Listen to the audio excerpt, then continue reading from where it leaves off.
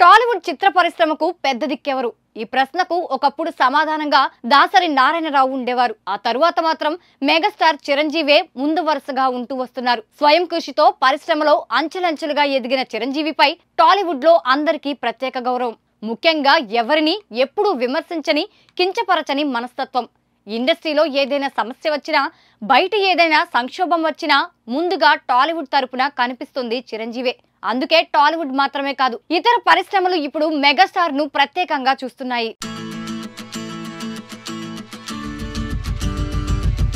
తెలుగు చిత్ర పరిశ్రమకు వచ్చి 5 దశాబ్దాలవుతున్నా అనుభవమే తప్ప గర్వం అంటే ఏంటో తెలియని నటుడు మెగాస్టార్ చిరంజీవి. ముఖ్యంగా స్వయం కృషితో పరిశ్రమలో ఒక్కో మెట్టు ఎక్కుతూ చివరికి అందరివాడుగా మారిన చిరంజీవి ఇప్పుడు టాలీవుడ్ కు పెద్ద దిక్కుగా కనిపిస్తున్నారు. గతంలో దాసరి నారాయణరావు ఇండస్ట్రీలో ఏ సమస్య వచ్చినా దాని పరిష్కారంలో ముందుండేవారు. టాలీవుడ్ లో ఉన్నవారు కూడా ఆయన వైపే చూసేవారు. కానీ దాసరి మరణం తర్వాత ఇండస్ట్రీలో అలా పెద్ద దిక్కు ఎవరన్న ప్రశ్నకు చిరంజీవి రూపంలో సమాధానం దొరికింది. చిరంజీవి గారికి థ్యాంక్స్ చెప్పుకోవాలి.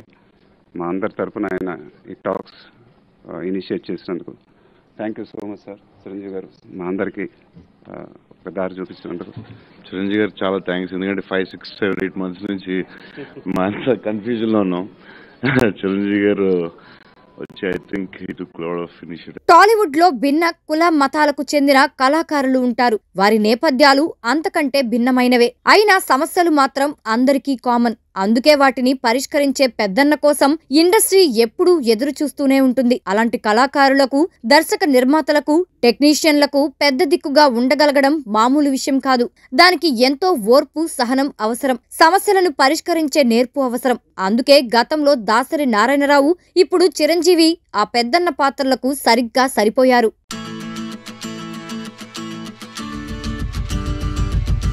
తెలుగు సినీ ఇండస్ట్రీలో పెద్దన్న అనిపించుకోవడం కోసం చాలా మంది ప్రయత్నించారు. కానీ సక్సెస్ కాలేకపోయారు. ముఖ్యంగా భిన్న నేపథ్యాలు కలిగిన ఇండస్ట్రీలో వారిని ఏకతాటిపైకి తెచ్చి నడిపించడం ఆషామాషీ కాదు.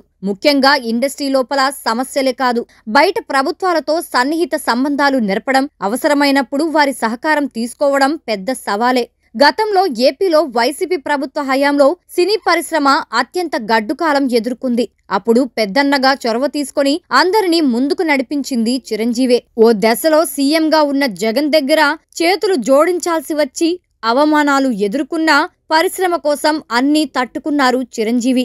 అలా అని ఆత్మాభిమానాన్ని చంపుకోలేదు. జగన్తో విభేదించి తమ్ముడికి అండగా నిలబడి ఇప్పుడు తిరిగి కూటమి ప్రభుత్వానికి ఇండస్ట్రీ తరపున పెద్దన్నగా మారారు. దీంతో కూటమి ప్రభుత్వం కూడా చిరును కాదని ముందుకెళ్లలేని పరిస్థితి.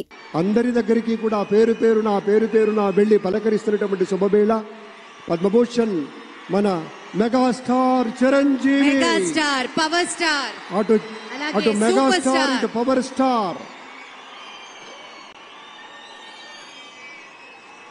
ఇది అరుదైనటువంటి చిత్రం.